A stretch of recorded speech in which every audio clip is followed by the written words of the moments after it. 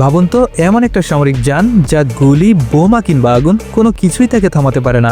এমন এক অসাধারণ যন্ত্র যার উপস্থিতি শত্রুপক্ষের হৃদয়ে আতঙ্ক ছড়িয়ে দেয়। এই যান্ত্রিক দানবটি তৈরি হচ্ছে শুধুমাত্র সেনাদের সুরক্ষার জন্য নয়, এটি শত্রুর যানবাহনকে চাকার নিচে পিষে ধুলোয় মিশিয়ে দেওয়ার সক্ষমতা রাখে। এর ভিতরে লুকিয়ে আছে বিস্ময়কর এক শক্তি, দৃঢ় বডি, উন্নত আর্মার সিস্টেম এবং এটি 200 হর্স পাওয়ারের ইঞ্জিন দ্বারা বেষ্টিত, যা একে ঘন্টায় 100 কিলোমিটার গতিতে দৌড়াতে সক্ষম করে। মরুভূমির উত্তপ্ত বালু হোক, বরফে ঢাকা দুর্গম পথ, পার্বত্য অঞ্চল কিংবা রক্তাক্ত যুদ্ধক্ষেত্র, এই গাড়ি থামার নামই জানে না। এটি কেবল একটি যানই নয়, যুদ্ধক্ষেত্রে এক নির্ভরযোগ্য সঙ্গীও বটে।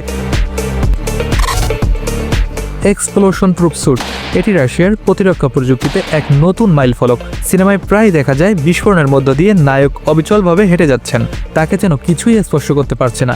বাস্তব জীবনে অবশ্যই এমন দৃশ্য একেবারেই সম্ভব নয়, কারণ বিস্ফোরণের সৃষ্টি তাপ, শকওয়েভ এবং শক্তের তীব্রতা মানুষের শরীরের পক্ষে সহ্য করা অত্যন্ত কঠিন, এমনকি অসম্ভবও বলা যায়।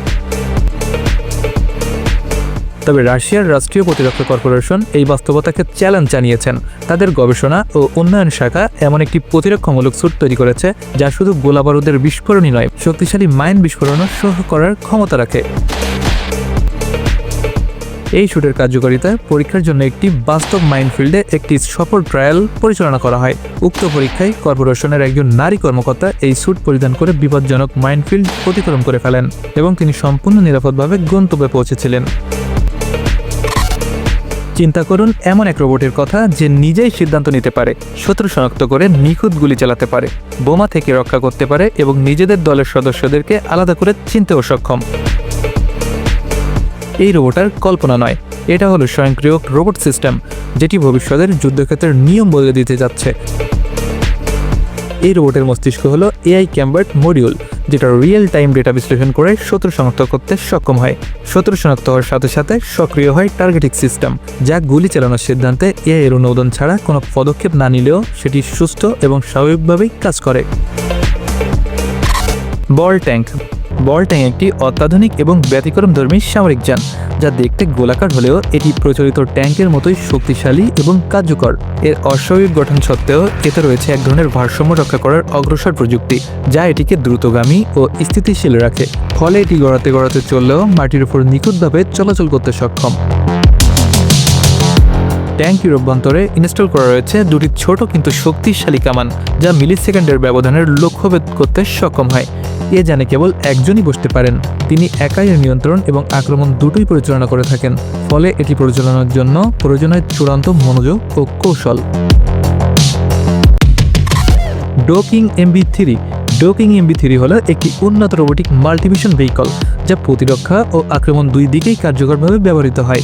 এর বুলেট রেজিস্ট্যান্ট বডি ও শিল্ড ডিজাইন সেনাদের জন্য শক্তিশালী কাভার তৈরি করে।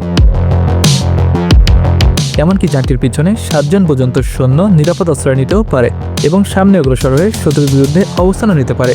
MB3-তে সংযুক্ত রয়েছে হাইটেক প্লাজমা গান ও রোবোটিক অস্ত্র, যা দূর থেকে শত্রু নিধনে সক্ষম হয়। যে কোনো যুদ্ধক্ষেত্রে এর পরিস্থিতি তাৎক্ষণিকভাবে যুদ্ধের মোড়ও ঘুরে দিতে সক্ষম।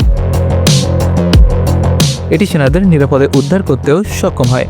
জঙ্গি দমন, সন্ত্রাস বিরোধী অভিযান ও সামরিক অপারেশনে এটি অপরিহার্য ভূমিকা রাখে।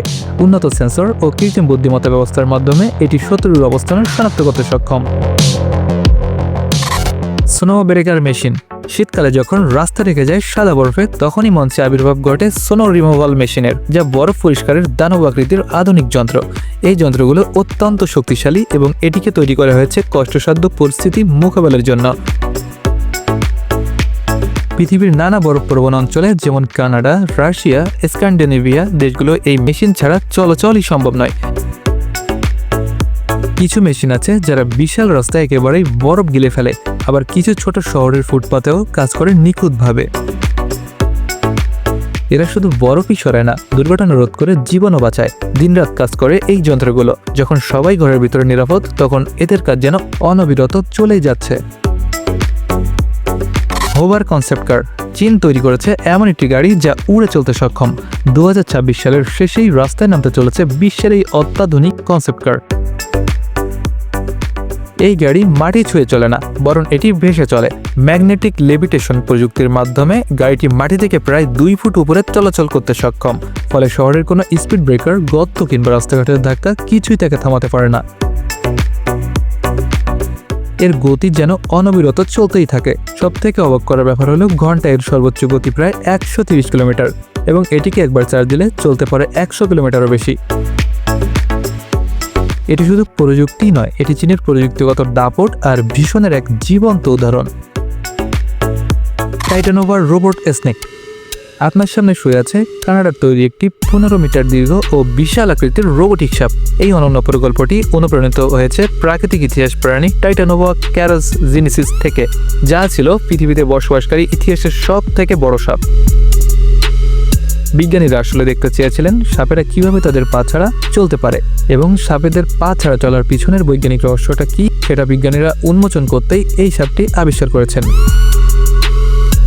এই রোবট প্রযুক্তি অত্যাধুনিকতার যুগে এক অনন্য সাফল্য এনেছে। M81 1981 সালে সোভিয়েত ইউনিয়ন যুদ্ধক্ষেত্রে ব্যবহারের জন্য একটি বিশেষ রোবোটিক কুকুর উদ্ভাবন করেছিলেন, যার লক্ষ্য ছিল যুদ্ধের সময় প্রাণীদের ব্যবহারজনিত অমানবিকতা দূর করা। ওই সময় পরিচালিত সামরিক মিশনগুলোতে প্রকৃত কুকুর ব্যবহার করা হতো, যার ফলে বহু প্রাণী তাদের জীবন বিসর্জন দিত। এই অনাকাঙ্ক্ষিত বলিদান ঠেকাতে রোবোটিক প্রযুক্তিকে সামনে আনা হয়। এই রোবোটিক কুকুরটি দেখতে বাস্তব কুকুরের মতো জীবন্ত ও গতিশীল। এর শরীরের পিছনে স্থাপন করা হয়েছে RPG-18 এবং একটি পারমাণবিক ক্ষমতা সম্পন্ন মেশিন গান, যা দূর থেকে 3 কিলোমিটার পরিসীমার মধ্যে নিয়ন্ত্রণ করা সম্ভব। এছাড়াও জীবন্ত কুকুরের তুলনায় এটি বহুগুণ বেশি দ্রুত এবং দৌড়াতে সক্ষম। এই প্রযুক্তি কেবল প্রাণীদেরকে রক্ষাই নয়, বরং সামরিক শক্তির এক বুদ্ধিদীপ্ত ও নৈতিক বিবর্তনের দৃষ্টান্ত উপস্থাপন করেছে। বন্ধুরা, চলতে চলতে বলতে বলতে চলে এলাম ভিডিওটির শেষ পর্যায়ে। আপনাদের সাথে সহস্রবার দেখা হোক, কথা হোক, এটাই আমার প্রত্যাশা। ভিডিওটি ভালো লাগলে একটি লাইক দিতে ভুলবেন না। সকলের সুস্থতা ও সুখী জীবন কামনা করে ভিডিওটি এই পর্যন্ত শেষ করছি। ধন্যবাদ।